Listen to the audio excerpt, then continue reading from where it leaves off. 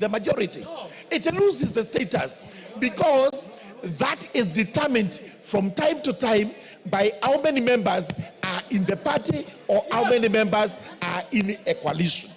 The court actually overreached when they went to interpret it this way, and we shall be taking these matters on appeal. But today, because the course of action of the 6th of October 2022 is spent, we require from you, Honorable Speaker, you give us another ruling using the verb to be.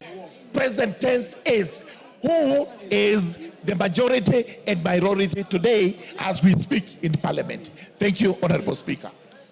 Maclap.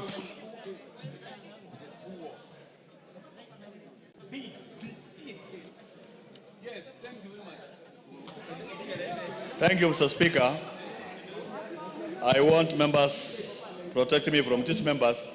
Mr. Speaker, this decision of the court, I find it belated.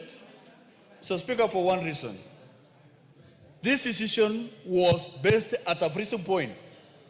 The freezing point was on August 9, after elections, after what was called pre-election coalition agreements. After the 8th and after we were sworn in, Mr. Speaker, there was again post-election agreements, meaning, Mr. Speaker, that the formation of parliament and the composition of parliament and in terms of parties and coalitions is a moving average. Mr. Speaker, it's a moving average that will be determined by interests of members of parliament and the parties that form that particular coalition, Mr. Speaker. You are aware, Mr. Speaker, during your determination, at that time, Mr. Speaker, parties like Jubilee had some members moving to Kenya Kwanza. There were some members, Mr. Speaker, UDM had already changed the position, Mr. Speaker.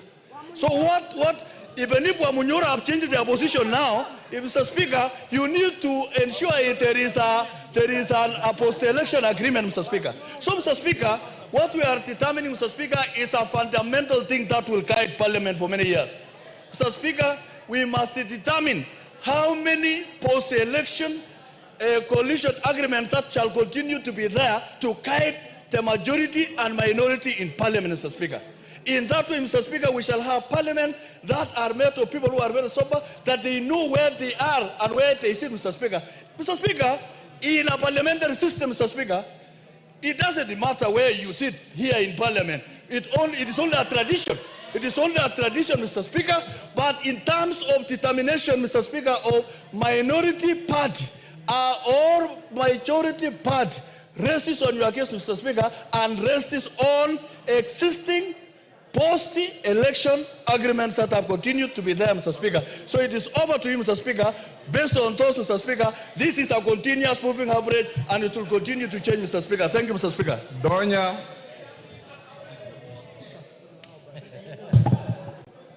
Thank you, Mr. Speaker.